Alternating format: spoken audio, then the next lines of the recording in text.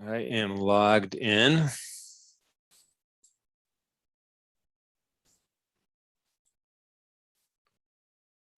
I believe we have this set up perfectly.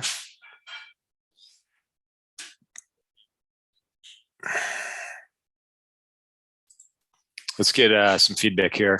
Hopefully everybody can see the screen, introductory screen. NinjaTrader, Futures Trading 101 for new traders. Hello, how is everyone? Let's shoot this into the question and answer box and wait for something to happen. A couple minutes early.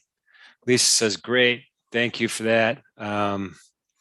Yeah, so you should see the trading platform behind the little, I'm going to say the intro slide. Don't worry, there's not a lot of slides today. This is me just, we're going to use the platform to tell the story today and take questions and take our time, really. We have a lot of time.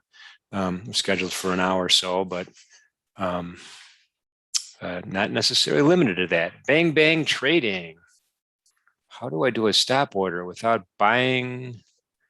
Oh my goodness. All right, so we'll get to, I'll try to help out on all those questions. I appreciate you putting it in there. You should be able to place a stop order at any time, and I'll show you how to do it on the trading ladder as we get forward here. All right, it's 12 o'clock. It's right on the dot. Let's not even delay any further. Thanks everybody for coming. My name is Jim Cagnina, Senior Education and Training Specialist for the NinjaTrader platform. And before we get going in too much depth, I do want to talk about risk. Trading futures, options, and futures involves substantial risk, not suitable for all traders and investors. Oftentimes in futures trading, you have a high combination of leverage and volatility, although that could be an equation for opportunity, also an equation for risk. So be careful, only fund your futures trading account with risk capital. My personal definition, and I know everybody's unique in this world, but my personal definition is money I could afford to lose doesn't change my lifestyle or lengthen my retirement horizon. And I would add a little third part there, does not overly stress me out, because when we're under stress, we make bad decisions. At least I do. In any event, any questions on risk or any of that kind of stuff, type them in. Even as we go, we are going to talk about leverage. We are going to talk about account sizes and all that stuff. So be patient. I appreciate you being here. Juan, hello. Thanks for being here. Good seeing you. And we're going to be trading. We're going to be using I'm logged into simulated live mode on the NinjaTrader trading platform and with a real-time data feed.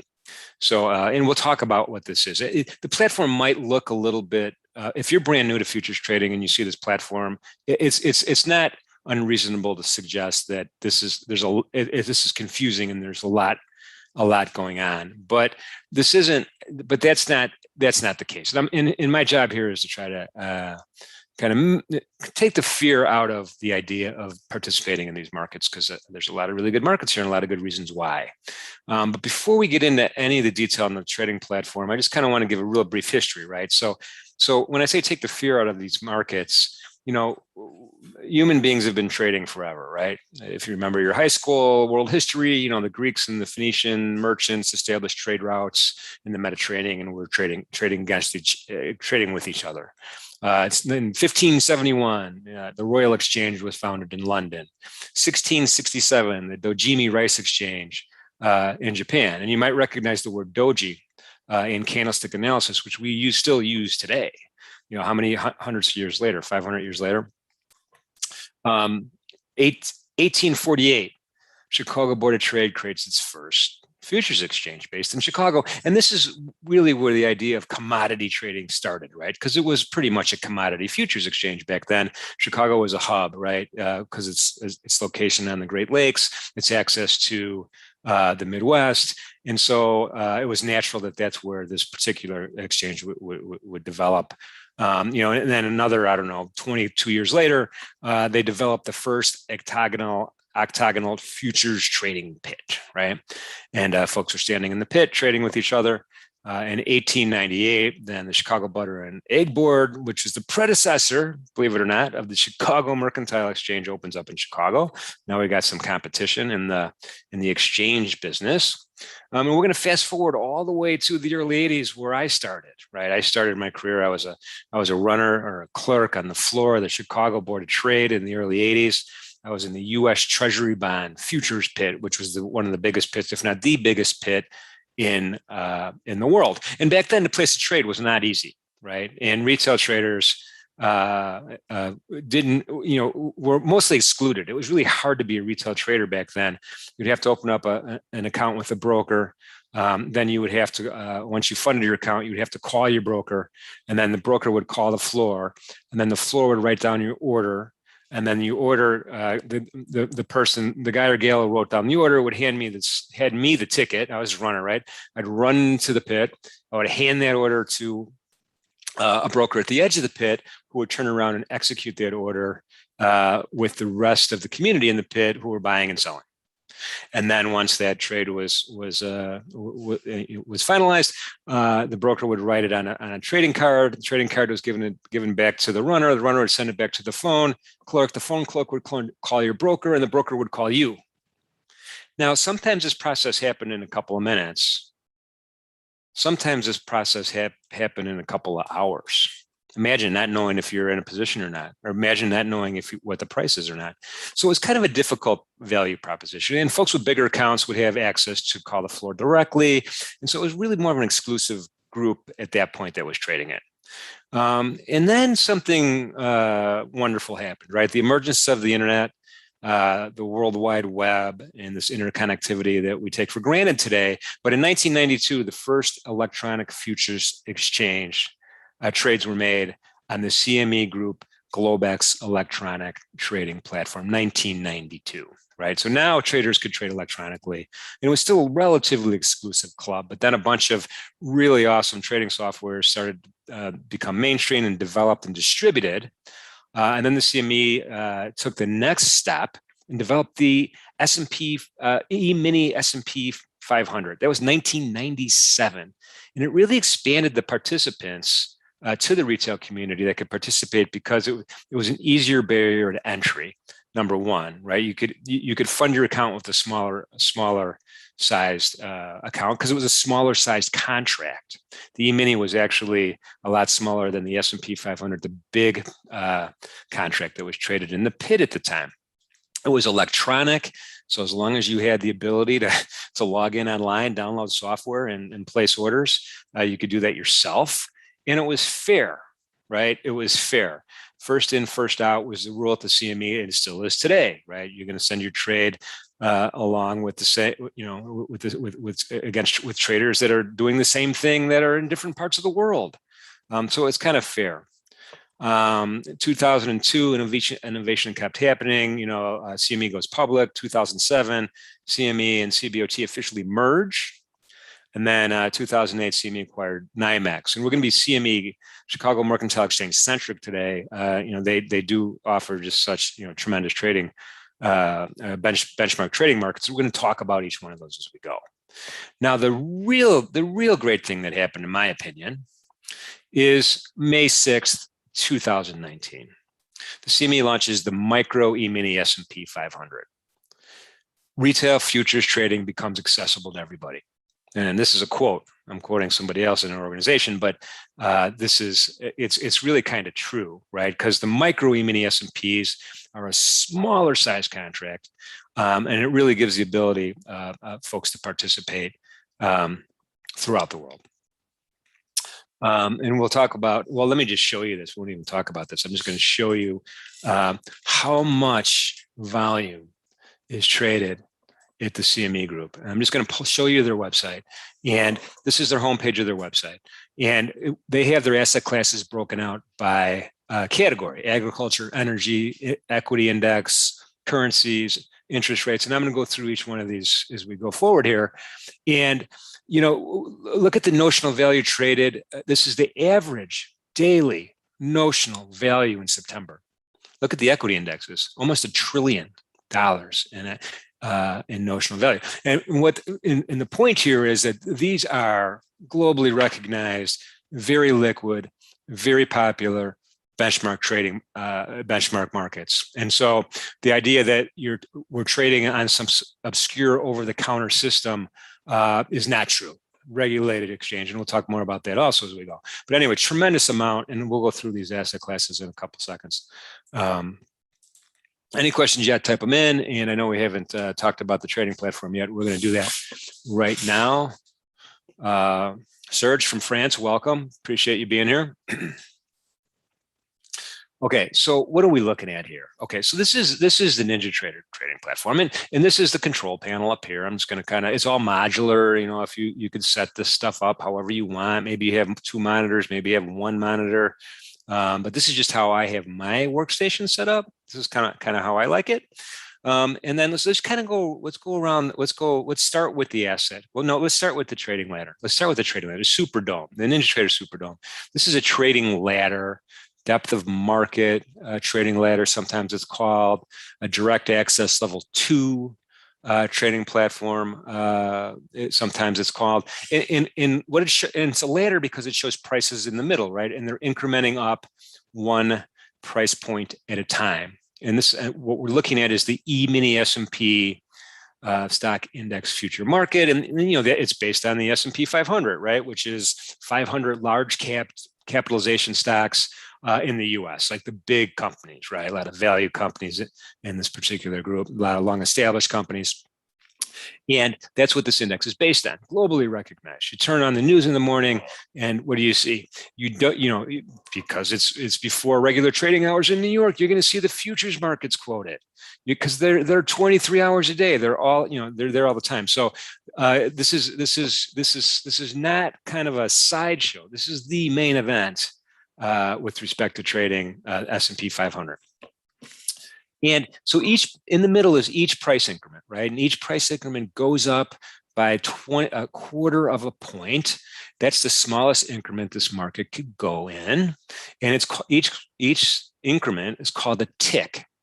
So the tick size in the E-mini S&P is 1 quarter, and then 4 quarters equals 1 point.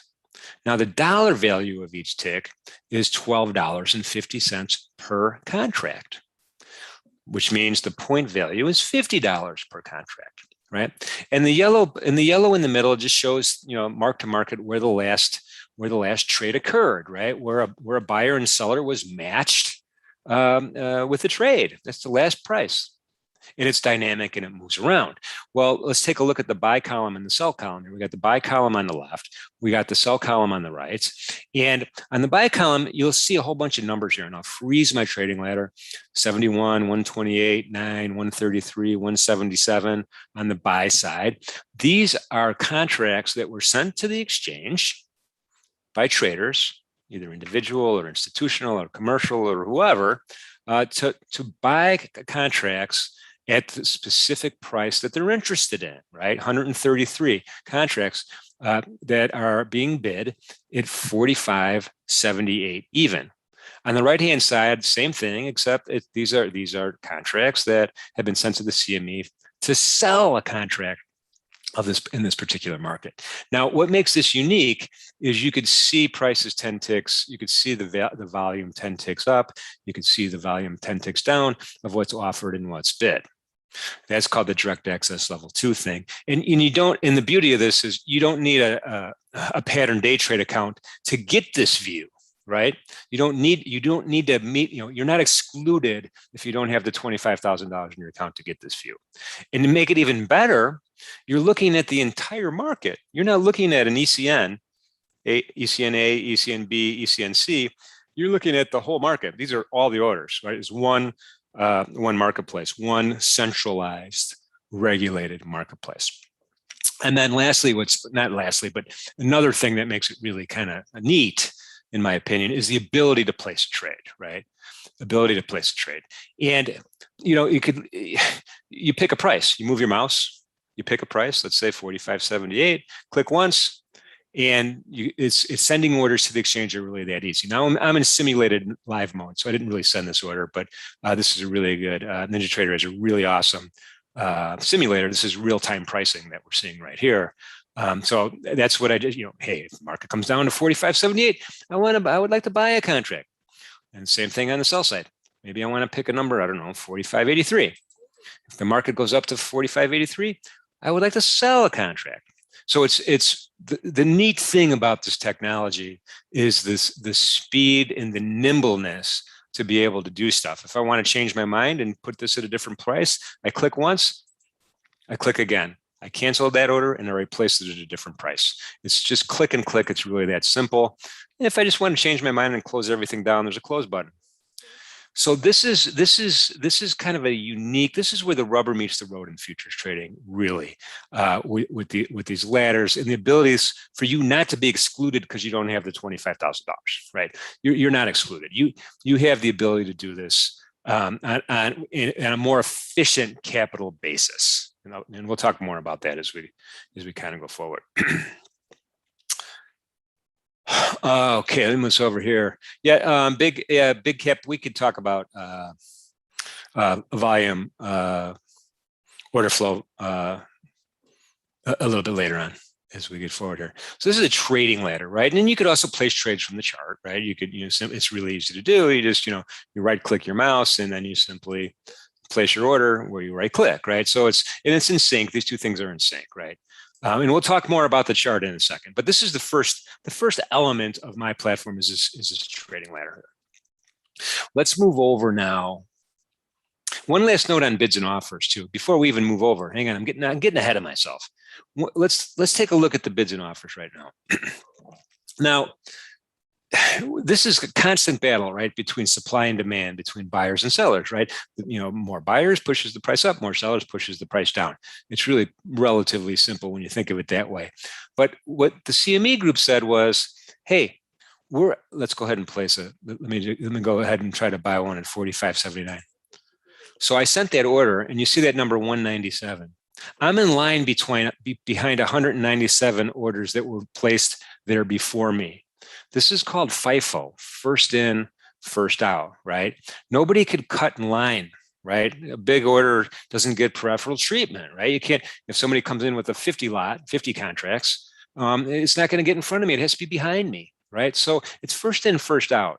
And so if the market comes down to 45.79, then it'll start trading there, right? And in the 197 in front of me, I'll be getting closer to the front of the line, right? As trades are traded at this particular point. And then if the market's still at that price, when I get to the front of the line, I have a chance of getting my trade, right? Now, keep in mind, the market cannot trade at 78.75 without giving me my fill, without giving me my buy. Right, I can't do it. It's by definition, I'm blocking the market in this regard. So in any event, that's just kind of how unique this whole idea is of first in, first out. Your regular equity platform is going to ask you, where do you want? I don't want to pick on any individual broker, but where do you want to route your order to? Best available. You want to route it to this place. You want to route it to. There's none of that here. This is going to the CME. Period. End of story. It's going to be matched electronically on a fair basis. All right. Everybody with me? All right. Good. Let's go over to the next thing here. This is called the market analyzer here. And the market analyzer, it's a quote board, right? I have it set up as a quote board, and you could customize this market analyzer to do a whole bunch of stuff, but let's keep it simple right now because I want to talk about the different asset classes, right? And the different asset classes are just about all of them, all of them you could think of. Let's start with the popular ones, right? The stock index futures, right? You've heard that we've already talked a little bit about the E-mini S&P 500 stock index futures, and that's this ES. That's the symbol ES right up here. And the other numbers next to that ES symbol, 12 refers to December, which is the contract month. And 2021 refers to the year, which is the year we're in, right? This particular contract trades in quarterly contract segments, right? So as this contract comes to expiration, And remember, it's different than in equity trading. In equity trading, you own something, right? You're owning a stock. Here, it's an obligation. Here, it's a contract. It's an obligation.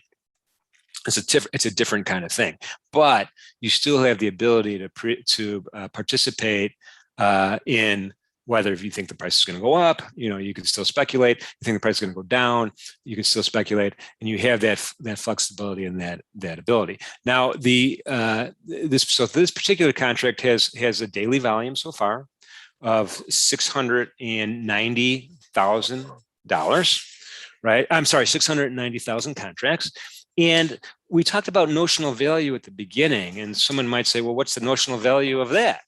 Well, I'm going to tell you. I'm going to get my calculator out on my telephone, and I'm just going to type in 690,000. I'll round it down, and I'll multiply it by the multiplier, which is 50 in this case. That's the point size per contract, $50 per contract, and I get $34,500,000. So it's a lot of notional value that's traded here. And the E-mini S&P, and the volume is terrific. The next one down is, and we'll talk about rollover later, so don't worry about too much about that December, because the next one is going to be March 2022. And the NinjaTrader software is great at reminding you when it's time to trade that next contract, and you'll see the volume start to change, right? You want to trade the contract month that has the most volume. We call it the front month. This is the front month. And as this goes to expiration, the next front month will be March of 2022. And that's the one we trade, right? It's really easy. It's not a big deal. It's not something to worry about. The next contract here is the NASDAQ 100. This is, the NASDAQ 100 stock index futures, right? This is it used to be called the tech index, right? It's 100. There's 100 of these traded on the NASDAQ exchange, 100 companies traded on the NASDAQ exchange. And really, it's non-financial is really a better definition of the NASDAQ 100. But you're familiar with some of the, with Tesla for sure. So that's a different stock index, and it kind of marches to its own drummer. It's, relatively correlated with all the other stock index futures, but not 100%. Next one down, RTY, kind of a weird ticker symbol, but that's the Russell 2000. This is the opposite end of the spectrum. This is 2000 small capitalization stocks, right? Small capitalization stocks, the smaller companies, and mostly U.S., right? So that's going to have different characteristics as well, but that's a relatively liquid market. It's got about 98,000 that's traded so far. YM, this is the mini Dow Jones, very popular. Everybody knows what the mini Dow is. And that's what that contract is. A little bit less, same amount of volume maybe as the mini Russell. And then the DAX, FDAX, I just threw in an alternative. This is traded at the Eurex exchange in Germany. This is a German stock index futures. There's other real popular ones, most notably the Eurostock. The Eurostock is another big one that's kind of a pan-European marketplace. And that's available and very liquid as well. So maybe you're trading in Europe, or maybe you're, maybe you're a night owl here in Chicago. Who knows? Micros are here's a set of micro stock indexes is my next grouping, I should say, of markets or contracts. And these are the exact same as the ones above, except they're 1/10 the size. They're smaller contracts. And we talked about these being recently launched and how now anybody could trade. Really, I mean, I think it's available. My personal opinion is this kind of opens up the playing field for anybody to actually participate in trading stock indexes. So micro ES, you put an M in front of the symbol, right? MES, MNQ, MYM, and then M2K. That's a weird one, but that's the Russell. Okay, and then so that's another way. So we'll do some examples of. Well, let's do some examples now. Hang on a sec. I'm going to show you. I want to pull over a little cheat sheet here. We're going to go through the rest of these in a second, but let me just kind of give you some examples here. So I just did a winning trade example for the ES, right? The classic E-mini. Let's call it the classic E-mini, right? That was the one that started it off. And then I have a losing trade example. And then I have a winning trade example for the micros, MES, and a losing trade example for the micros. So let's kind of talk about this, okay? So right away, let's look at the winning example on the Classic E-mini. And if we were to buy one contract, just one contract, at a price of 41.20 even, and then later on sell that at 41.24 even, we would have made 4 points. And we know each point is worth $50, right? Each point is worth $50. So I'd multiply 50 times 4, and I would get my gross P&L is $200 on that trade. And we're going to talk about day trade margins in more detail in a minute. But I would have used $500 of my day trade margin, or intraday margin, they're called, to make that trade. The notional value of that one contract that I had on would have been $206,000. So now you're starting to see, this relationship between leverage, day trade margin, and the price of the actual of the contract. And I just multiplied 50 times my purchase price.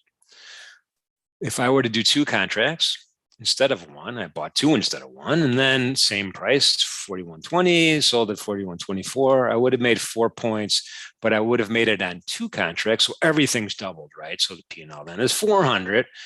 Daily margin I would have used is twice as much. It's multiplicative math. It's very straightforward, and it would have been $1,000 day trade margin, and then my notional value is doubled.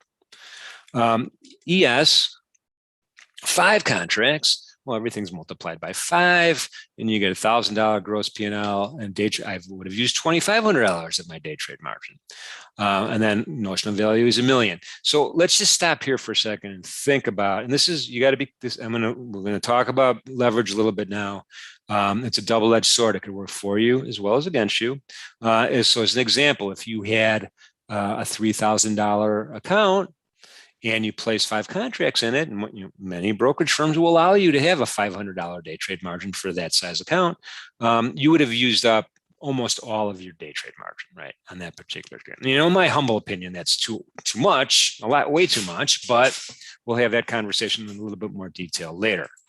Now let's look at the losing example, right? The losing example is the exact opposite, right? We lose 4 points. We lose $200 on one contract, and we still would have used the same day trade margin, and the notional value is the same. And remember, you could go long or short, whatever you want to do. There's no uptick rule in futures trading, right? You don't have to wait for an uptick to sell, right? You could just sell, or you could just buy. Whatever your point of view is, you could go ahead and implement that point of view in any of the markets that you're interested in. And then going to 2 contracts, we lost 400, and going to 5 contracts, we lost 1,000. And remember, in our $3,000 example, now I just lost 33% of my bankroll. So that's, again, don't over leverage, and I'll talk more about that again a little bit later. Day trade margin is the same, and notional value.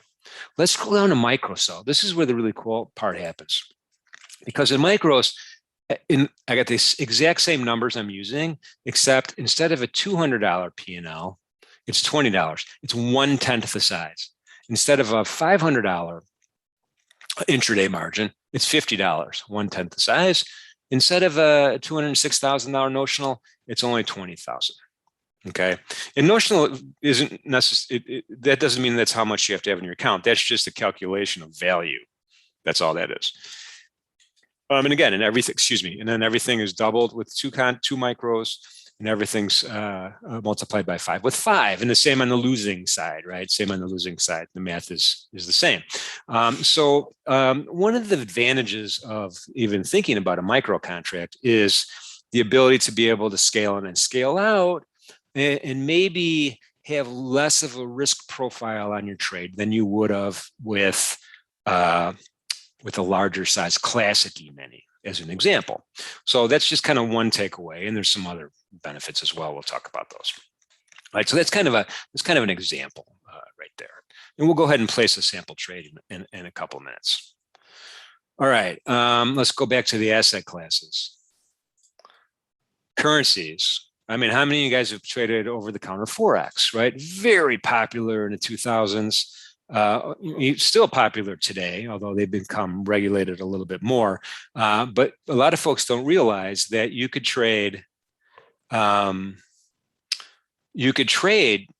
currency pairs through the CME groups, electronic exchange, regulated, first in, first out. Great advantage there. Currency FX, currency futures, right? I got the Aussie dollar, the British pound. There's usually a 6 in front of the symbol. Canadian dollar, the Euro FX, Japanese yen, Mexican peso, all the way down New Zealand dollar, Swissy franc, all that stuff is all right here. So that's again, that's a neat marketplace. Now there's some micro forexes too. Advantages over cash forex might be, you don't have a 3 to 5 day settlement is an example of an advantage. It's a 20, like I said, it's a 23-hour marketplace. You don't have carry interest to carry over positions past the close is another one. And then lastly, not lastly, but another big one in my mind is, when an over-the-counter forex entity establishes price, they do it in a unique way, and maybe they use the UBS feed, maybe they don't, but there's an algorithm that's run through it, which offers you a bid-ask spread, right? And that bid-ask spread's offered. It's usually unique from the point of view of the over-the-counter provider, right? The broker. Here, that's not the case. This is the exchange prices.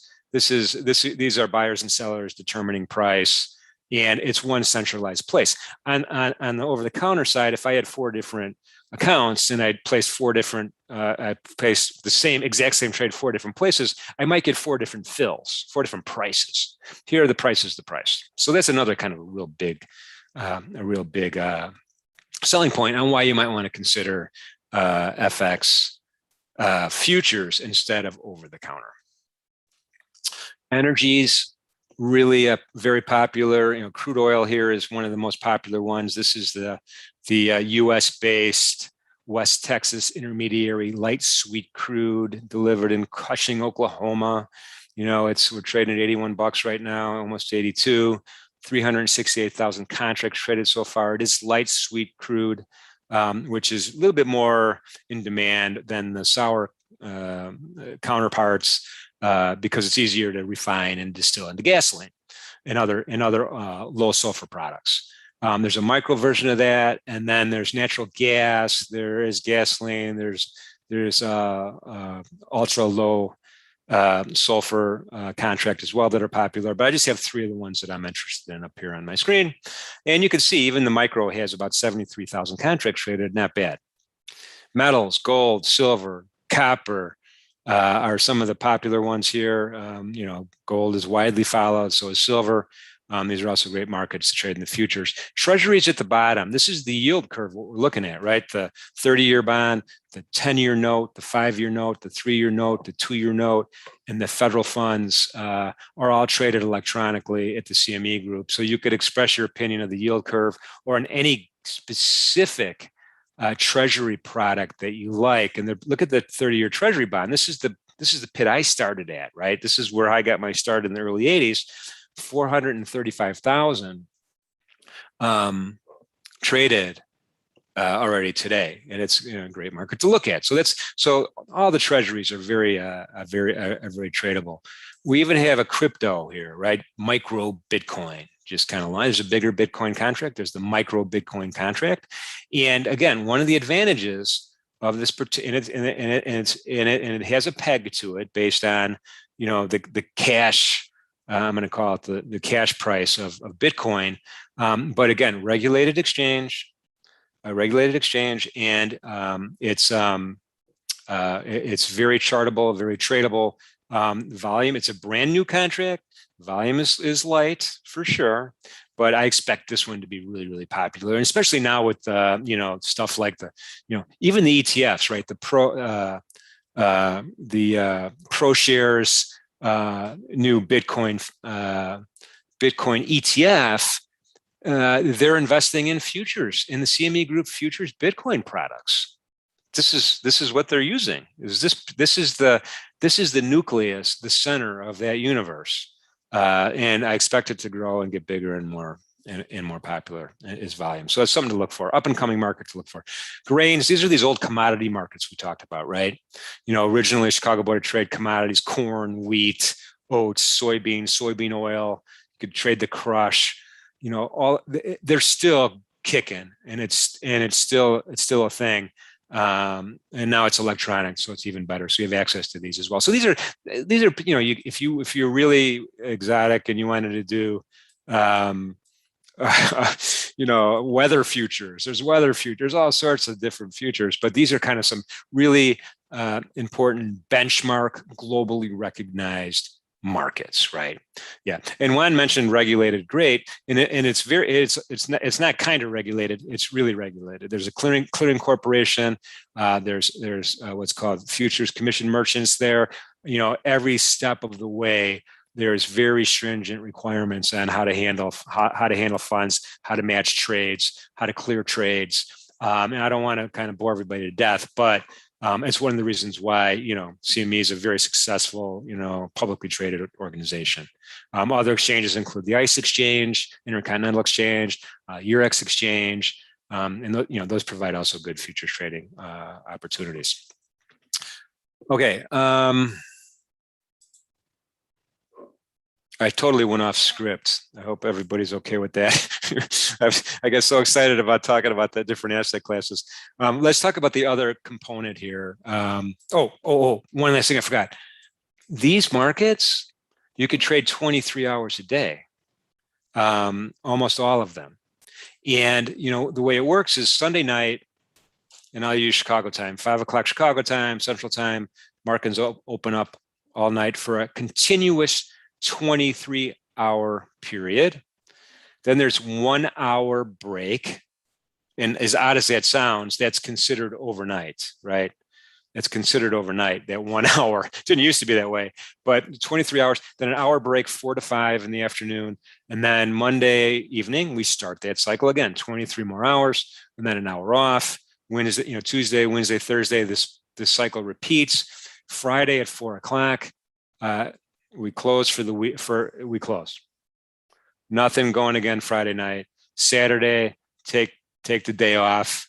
Enjoy your weekend, and then Sunday night you can go again, starting in the evening. So it's virtually round the clock for most of the time.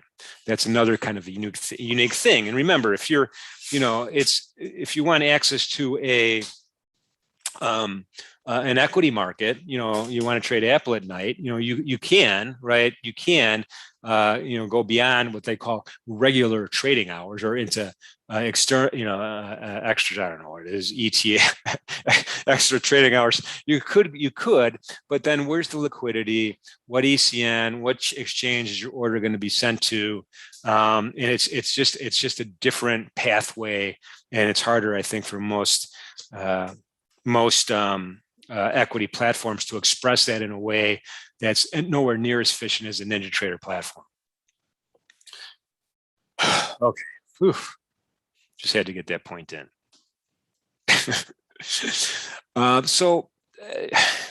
We talked a little bit about the pattern day trade rule, right? You could only make so many trades in a given day without having your $25,000 minimum in there.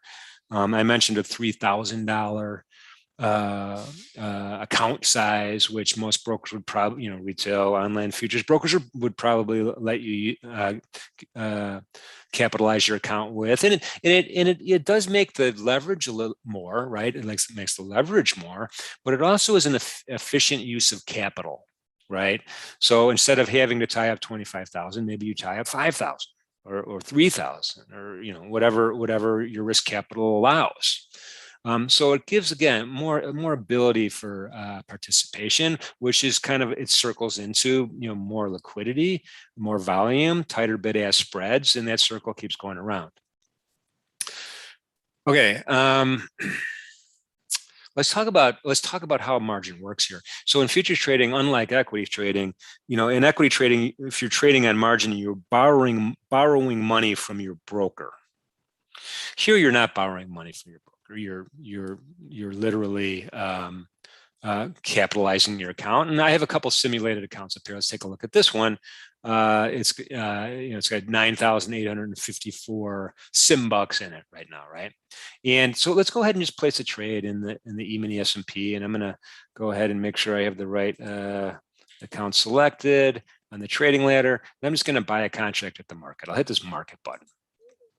And so when you do that, when you do a market order, then it gives you the best available price for your trade. And let's see what happened to us here. So we bought a contract. This gray area shows us where our position is, 50, 45, 75. The yellow is where the market's trading right now, and you can see it's bouncing around. And at the bottom, it says here, hey, Jim, mark to market, you're losing $12.50 or $25, or now I'm flat, now I'm zero. Green down here means I'm long, or I bought one. So I'm long one contract. And if I were short, this would be red, right? So it kind of gives me a visual clue just to remind me what I'm doing.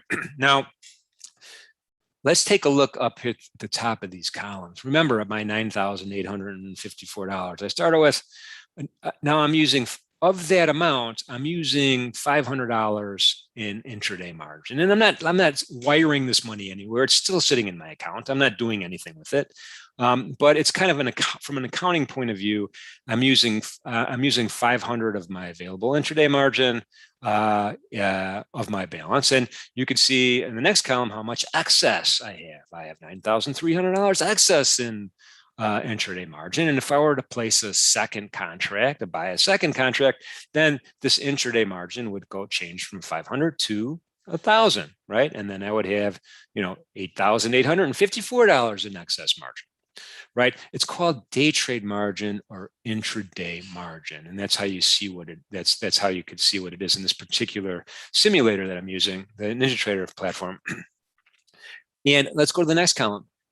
Initial margin. Now, remember, we talked about overnight is 1 hour long, kind of weird, right? It's not really overnight. It's just the end of the session. And so at the end of the session, intraday margin is established by the exchanges. The brokerage firms or the FCMs, they don't have any discretion on setting minimum initial margin requirements. They could make that margin requirement bigger, but they can't make it smaller. So this number here, this $12,100, is set by the Chicago Mercantile Exchange, the CME group, right? And what they're saying is, if you want a position trade or you want to hold this trade overnight, even though it's only an hour, you have to have $12,100 in your account. Now let's take a look over at my next column, excess initial margin. Well, I don't. I have a margin deficit, $2,282. And that doesn't mean I need to liquidate my position right now, but it does mean I need to liquidate my position before the end of the day, right? And most brokerage firms will make you liquidate. You don't let you wait to the last minute. They might make you liquidate, 15 minutes ahead of time. In this case, it would be, 3:45. Chicago time, 15 minutes prior to the close, and that's kind of the rules how they're set up. But right now, I wouldn't have enough money in my account to hold this over, and I would have to liquidate. Now, not most, but maybe most, I don't know, futures traders are day traders, right? So they're in and out. They liquidate positions anyway within the day, and sometimes day traders will trade more than one contract a day. Maybe they'll trade many contracts a day, right? Frequent day trading, just depending on their style and their and their game plan, right? But at the end of the day, they're not holding positions overnight. That's the day trader, right? And the next category of trader might be called a swing trader, right? A swing trader is somebody who's looking for natural swings in the marketplace. It's you could see the price action is going up and down, up and down, up and down, based on volatility in some kind of fashion, right? And so the swing trader is waiting for a swing up or a swing down to take advantage of whatever their opinion might be on what's going to happen. A swing trader might be somebody who places a trade intraday, right?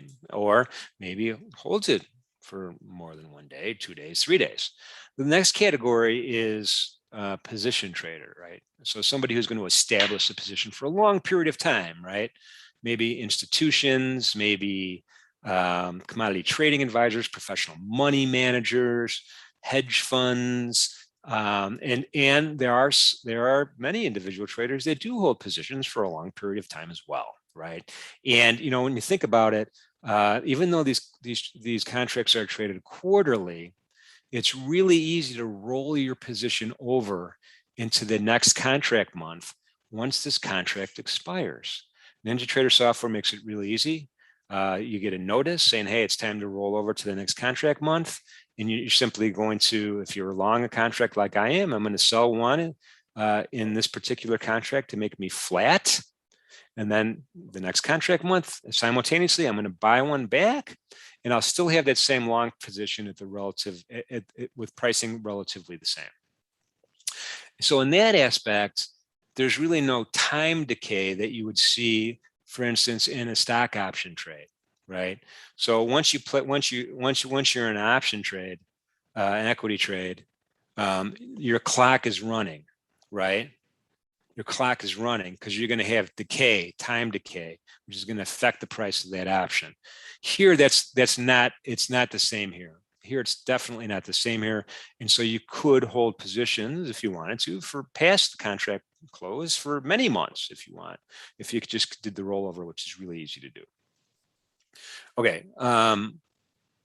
While we're talking about option trades, it's somewhere on my bullet list to talk about. But when you're trading stock options, at least my experience is this: you find a strike price you're interested in, and you look at the bid-ask spread, and it's out of whack.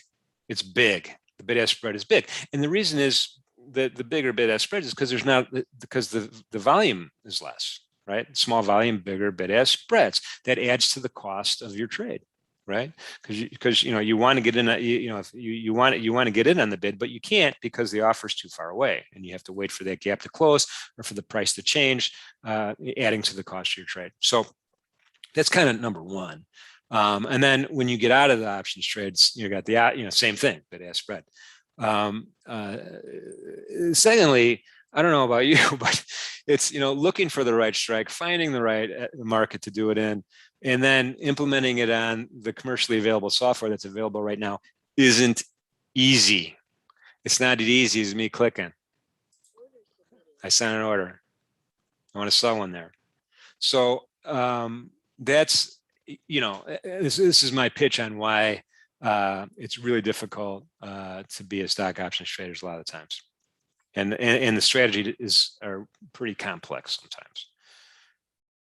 Okay.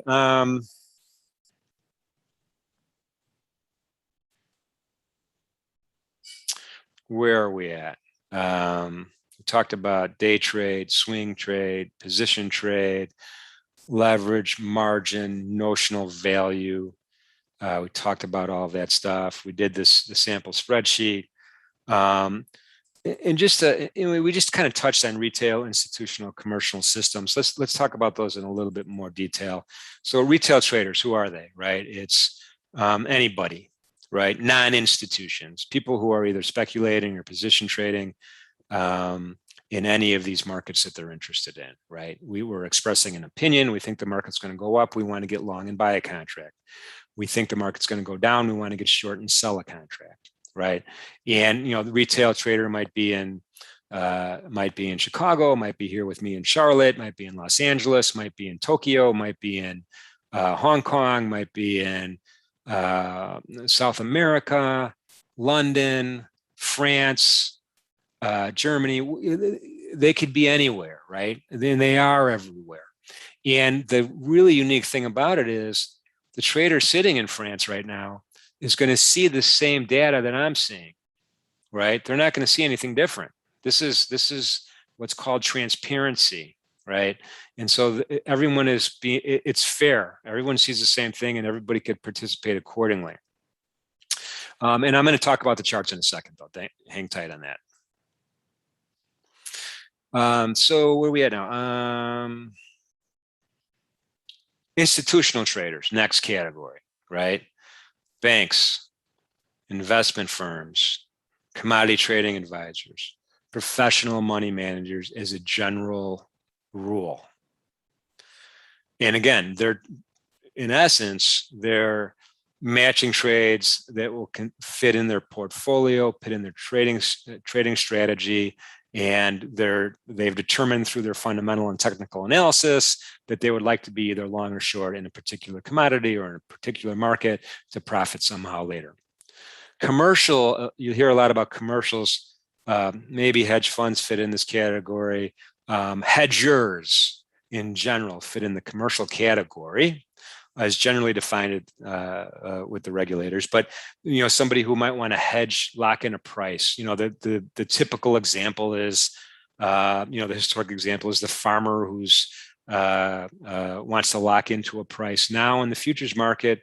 They don't want to. They don't want to go because they're not sure what prices are going to be when they actually do their harvest, and they feel they could lock in a good price now, and so they come to the futures market to hedge.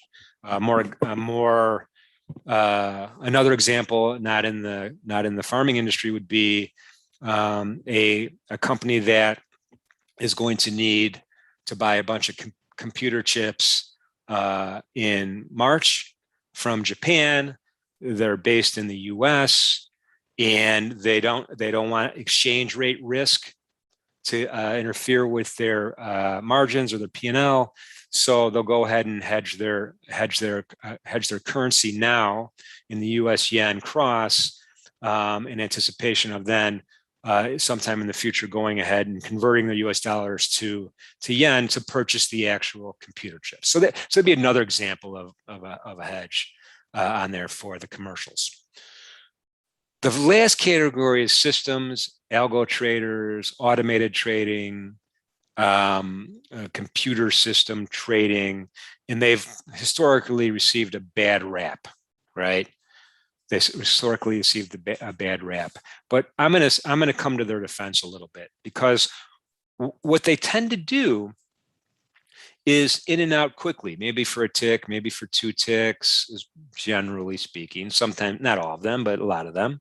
And they're trying to exploit small price differences really quickly. And what it does is it provides us with extra liquidity in the market. I'm going to freeze my trading ladder again, 86, 94, 111, 143 sellers.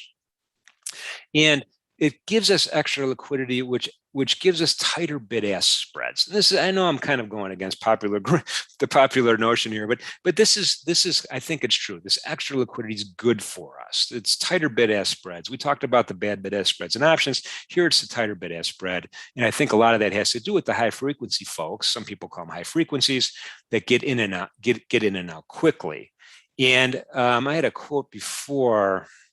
Let me see if I could find it really fast. I wish let's see if I have my notes here from this morning. People say, oh, the algos are messing me up. The algos are messing me up. And this was from my notes from this morning's trading session. And this is actually from John Kenneth Galbraith. He wrote this book in 1955 called The Great Crash. This is true then, and it's true now. The market has reasserted itself as an impersonal force beyond the power of any person to control. And I think that's true, right? So, the high frequency guys, yeah, they're in and out a lot, but at the end of the day, this is a huge marketplace with huge notional value trading. And it's really, it makes it less scary for me and you to participate. Okay. And before we get to the charts, I do want to end on the charts, but I do want to talk about the cryptos. It used to be, well, Bitcoin, there's a limited supply of Bitcoin that could ever be mined. Therefore, buy a Bitcoin and you're good. Well, now Bitcoin has all sorts of competitors, right? Ethereum, or however you say that, Dogcoin, all these other coins. So now there's a lot of competition there. And there's not an underlying asset to base this on, right? There's not an underlying asset like you do in most of these and most of our benchmark markets here.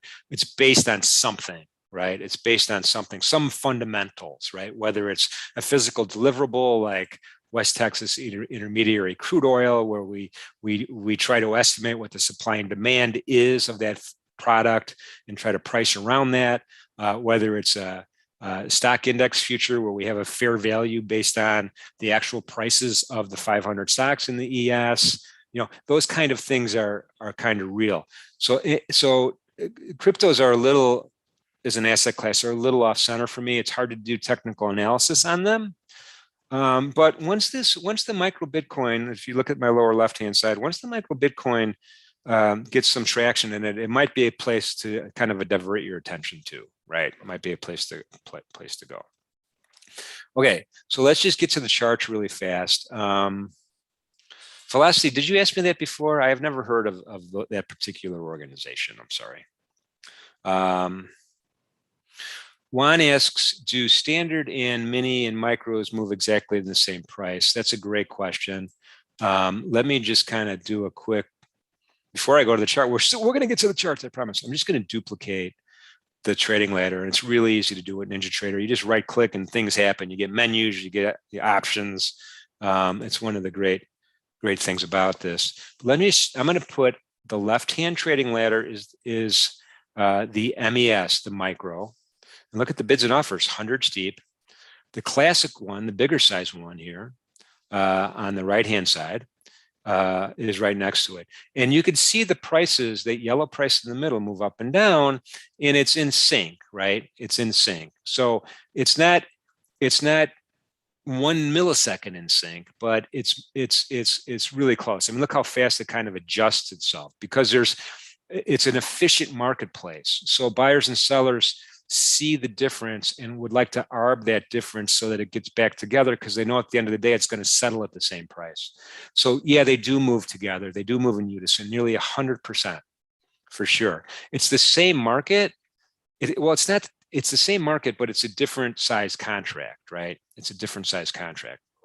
Two different volume pools, two different places where trades are matched. Well, they're both matched at the CME Group's Globex Electronic Exchange, but so from that point of view, they are two different markets, but the basis is the same with respect to a micro and a classic. So to answer your question, yeah, they're in sync. I mean, they're moving in sync. And market makers are another group of folks that have been employed to make sure that they're in sync. Great question, though. Big Cap Don says the price differences between micros and minis can be up to 3 ticks. Yeah, it could be. It could be for sure, but it's still pretty darn good. It's still pretty darn, in my opinion, but I don't know. All right, so let's close this up. And let's talk about kind of the chart, right? So there's, in futures trade, in any kind of trading, right? You're going to do two different things, right? You're going to do, we're going to do fundamental analysis, right? What's going on in the economy, what economic releases are coming out today, tomorrow, the next day. Is the president going to do a speech like he did today? All of these things are things that we could plan ahead of time, right? We could do our fundamental analysis the day before, the morning of, and kind of know what's in store for us for that particular day, even on a micro basis, right? GDP was announced this morning at 7:30 Chicago time, and sometimes those types of releases, trigger price action in the markets, right? The second thing is technical analysis, right? We take a chart and we usually do time series analysis. Some people do volume-based analysis, and this is a chart. You could have as many of these open as you want, or as few of these open as you want. I have a couple. I have another one down here, which I I open up on occasion and take a peek. Depending on, you could customize your workspace with NinjaTrader software any way you want, and it's really flexible in how you do that. And once you set it up the first time, when you close your platform from the control panel, that's this top rectangle here, which opens, first thing that opens up when you log in, you hit that X and it will close all these other windows at the same time. So the charts, I have a 10-minute chart. Remember, we talked about time series. You can go candlestick chart, which is my favorite, line on close, open, high, low, close, all of these choices you have with respect to NinjaTrader. From a time series point of view, there's some pre-formatted time frames. You could customize a time frame if you want. Maybe you want a 9-minute chart, like my friend Griffin likes in the morning. Tick charts, right? Tick charts aren't time-based. They're based on how many ticks traded at that given price. Volume charts. So you have your pick of how you want to do your technical analysis, and maybe you have two charts side by side that are different, right? You want confirmation on your trade ideas in that particular way. Right click anywhere on a NinjaTrader window and stuff happens. Let's go ahead and look at this drop down menu here, and I'll just pick an indicator. Let's look at the indicators. Indicator control panel comes up. All of the available indicators are here on the upper left hand side, and you can see there's a lot of them, right? And a lot of them are industry standard ones that we all know about. Some of them are unique. You could customize just about all of them once you add them to the chart, and it gives traders with unique personalities and unique trading ideas the ability to set up however they want to set up. Manuel, thank you. Configuring these different things are pretty easy. I have a moving average cross at the bottom, and I could customize the period and the colors and even the type of moving average. I mean, we have a simple moving average on the chart right now, but it could be an exponential, it could be a double, triple, it could be a Holes, it could be a Wells Wilder. There's all sorts of different types of moving averages based on different equations that you could use on your technical analysis. An oscillator, I have the commodity channel index as my oscillator on my chart. And then we have our order flow volume profile, which is unique. This is, again, unique to futures trading. You don't get this anywhere else. You do not get this anywhere else. Now, I'm going to spend a couple minutes on it. I know we're getting close to the end of the hour, but I really want to spend a couple minutes on it. And someone asked about point of control. Sean says, on our charts are identical, but your point of control and value areas on ES are different than mine. Well, it should be the exact same. I would just double check to make sure you have ticks per level set at the same as I do. And I have it at 1 right now, but I'm just going to change it to 4 right now so I could do a better explanation on my demonstration.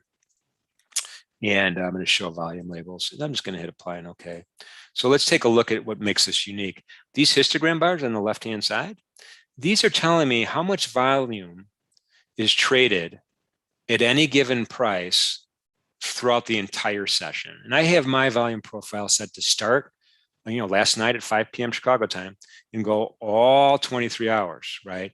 Some traders will say, well, I want to start my order flow volume profile when New York cash opens up. You could do that also. So it's whenever you want to start and end it, you could do that. But from my point of view, I like to see the whole field. I like to see everything that's happening. And each histogram bar, remember, I just set it to 4 ticks or 1 point, is 4 price points tall.